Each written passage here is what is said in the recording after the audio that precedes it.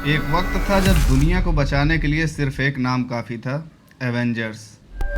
Aliens, robots या universe के सबसे डेंजरस विलन एवेंजर्स हमेशा आगे रहते थे।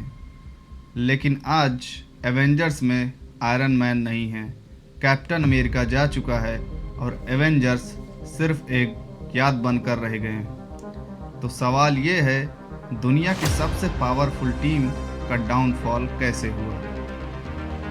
एवेंजर्स की शुरुआत होती है निक फ्यूरी के एक आइडिया से। उसने समझ लिया था कि अर्थ को नॉर्मल हीरोज नहीं, एक्स्ट्रा ऑर्डिनरी हीरोज की ज़रूरत है। और फिर एक एक करके दुनिया के स्ट्रॉन्गेस्ट हीरोज एक टीम में आए। Iron man, captain America, Thor और हल्क। ये चारों सुपर नेचुरल पावर से भरे थे।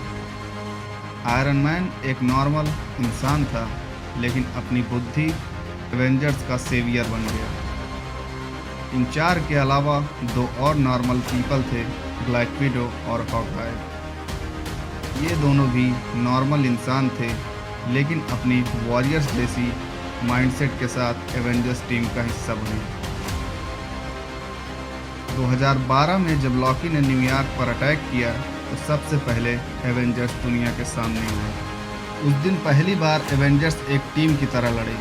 आयरन मैन मिसाइल्स को रोक रहा था और थॉर लाइटनिंग पावर। हल्क ने लॉकी को पटक पटक के ज़मीन पर ही मार दिया।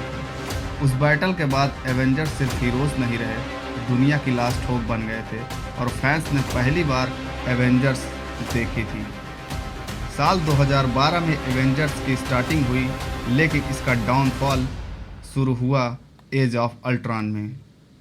हर पावरफुल चीज़ की तरह एवेंजर्स के अंदर भी क्रैक्स आने लगे। टोनी स्टार को लगता था कि अर्थ को एक परमानेंट प्रोटेक्शन चाहिए, इसीलिए उसने क्रिएट किया अल्ट्रॉन।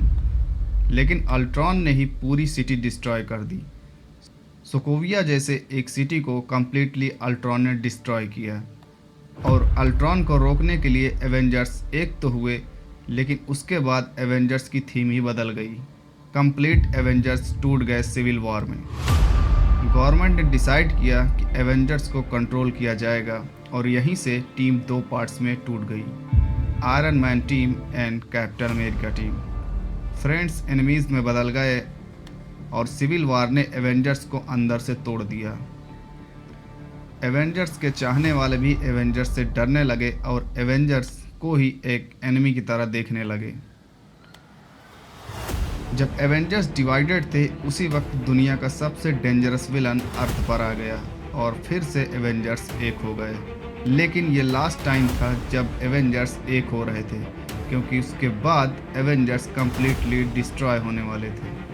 थानोस का गोल सिंपल था, इन्फिनिटी स्टोन्स कलेक्ट करके आधी यूनिवर्स को इरेज करना। एवेंजर्स ने उसे रोकने की पूरी कोशिश की, लेकिन इन्फिनिटी वॉर में हीरोज हार गए।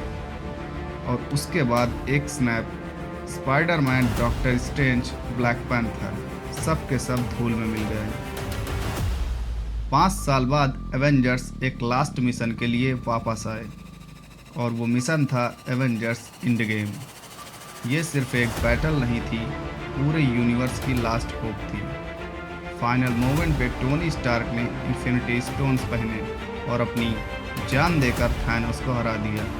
लास्ट में डायलॉग बोलता है कि आई एम आयरन मैन। यहीं से एवेंजर्स कंप्लीटली डिस्ट्रॉय हो गए और जो एवेंजर्स फैंस के दिलों पर राज करते थे, वो कंप्लीट मार्वल के डिसअपॉइंटमेंट में बदल गया। मार्वल पहले जैसा नहीं रहा और फैंस भी मार्वल को एकदम लाइटली लेने लगे। जो एवेंजर्स 2012 में शुरू हुई थी एवेंजर्स एंड गेम के साथ, वो एवेंजर्स कंप्लीटली ख़त्म हो गई। थानोस तो हार गया, लेकिन एवेंजर्स भी खत्म हो गए।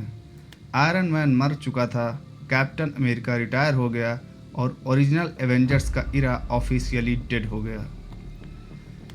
लेकिन एवेंजर्स सिर्फ एक टीम नहीं थे, वो सिंबल थे होप का, और लेजेंड्स कभी भी मरते नहीं हैं।